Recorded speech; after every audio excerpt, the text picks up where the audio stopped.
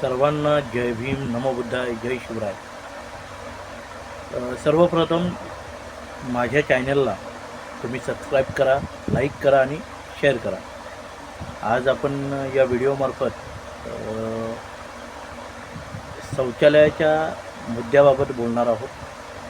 शौचालयाचा मुद्दा असा आहे की त्या शौचालयामध्ये 100% चोरी झालेली. या माझ्या मतावर मी आतापर्यंत ठाम आहे आणि याच्या पुढेही राहीन.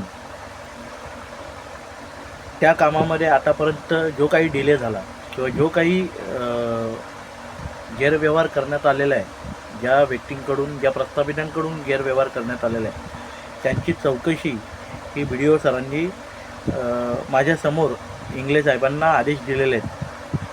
आणि तसेच सार्वजनिक बांधकाम विभागाचे इंजिनियर कासारे सर यांनासुद्धा तसे आदेश दिलेले आहेत की संबंधित ग्रामपंचायतला व ज्यांनी याचं मूल्यांकन केलेलं आहे, पहिला ज्यांनी याचं मूल्यांकन केलं त्यांना, या सर्वांना तुम्ही नोटीस बजावून व तक्रारदार म्हणजे मीच, मला एक नोटीस बजावून त्या कामाच्या चौकशीसाठी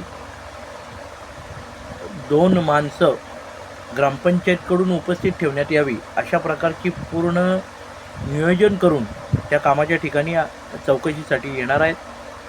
त्या कामाचं खोदकाम करून, हे सगळं मी का बोलतो आहे, कारण मी जेव्हा यांच्याकडे मागणी केली की तुम्ही त्या कामाच्या ठिकाणी जे काही खोदकाम केलेलं आहे त्या कामाच्या सुरुवातीपासूनचे फोटो ते मला आजपर्यंत यांनी दिलेले नाही, कारण यांच्याकडे आहेतच नाही.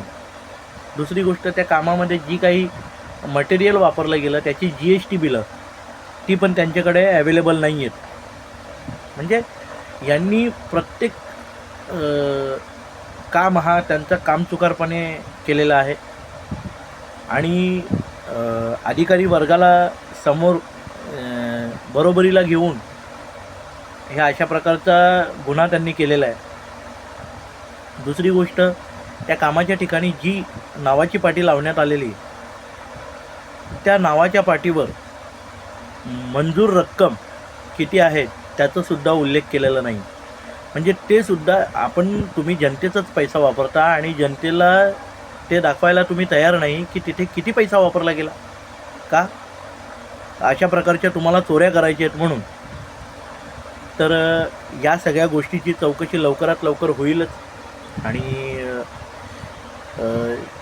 दुसऱ्या वेळेस जे इंजिनियर मालुसरे म्हणून आले होते, त्यांनी जो काही खुलासा केला, त्यांनी जो काही मूल्यांकन दिला, त्या मूल्यांकनामध्ये त्यांनी MBवरील मापे जशीच्या तशी उतरवली. कारण ते जेव्हा आले होते तेव्हा त्यांनी माझ्यासमोर जमिनीच्या आतील खोदकाम जे केलेलं आहे 3 फुटापर्यंत, त्याचं माप घेतलं नव्हतं. ते काही जमिनीच्या आतमध्ये माप घ्यायला गेले नव्हते. मग त्यांच्याकडे ती मापे आली कशी काय?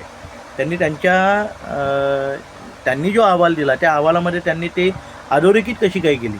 किंवा तुमच्याकडे GST बिलं नव्हती, मग GST बिलं नसताना तुम्ही त्याची जशीच्या तशी मोजमाप व त्याला किती कॉस्टिंग आली, त्या मटेरियलला, दरवाजे बोला किंवा इतर काही आतील भांडे बोला, त्यांना किती कॉस्टिंग आली, हे तुम्ही कसं काय, कुठल्या प्रकारे अधोरेखित केलं? ह्याच्यामध्ये सरळ तुम्ही MBवर जी त्या संतोष चव्हाण यांनी जी काही मापं दिली होती, जे काही मूल्यांकन केलं होतं, ते जसंच्या तसं उतरवून आणि ते मला स्वाधीन केलेले आहे, ते मला देत असताना त्याच्यावर यांनी तर सह्या केल्यात, प्लस यांचे वरिष्ठ युवराज कदम सर यांच्यासुद्धा सह्या आहेत. आणि त्यांना जेव्हा मी कॉल केलं की सर तुम्ही हे चुकीच्या पद्धतीने करताय, तुम्ही तुमच्या माणसाला परत वाचवण्याचंच काम करताय, म्हणून मला तुमच्यावर विश्वास नाही. तर त्यांचं मला समोरून म्हणणं होतं की आम्ही आमच्या ज्या माणसाला मोजमाप घेण्यासाठी पाठवतो तक्रारींच्या वेळेस, त्यावेळेस आम्ही त्यांच्यावर विश्वास ठेवतो. अशा प्रकारचे हे लोक एकामेकाला वाचवण्याचं काम करतात. तर याला कुठेतरी आला बसला पाहिजे आणि ते नक्कीच बसेल, कारण मी थांबणार नाही आहे. लवकरात लवकर एप्रिलच्या पहिल्याच हप्त्यामध्ये या सर्व कामाची चौकशी होऊन जे काही रिझल्ट येतील त्याच्यामध्ये यांनी जो काही पैशाचा अपहार केलेला आहे तो आपल्या सर्वांच्या समोर येईल. धन्यवाद. पुन्हा एकदा सांगतो, माझ्या व्हिडिओला, माझ्या चॅनलला सबस्क्राईब करा, लाईक करा आणि शेअर करा. जय भीम, नमो बुद्धाय, जय शिवराय.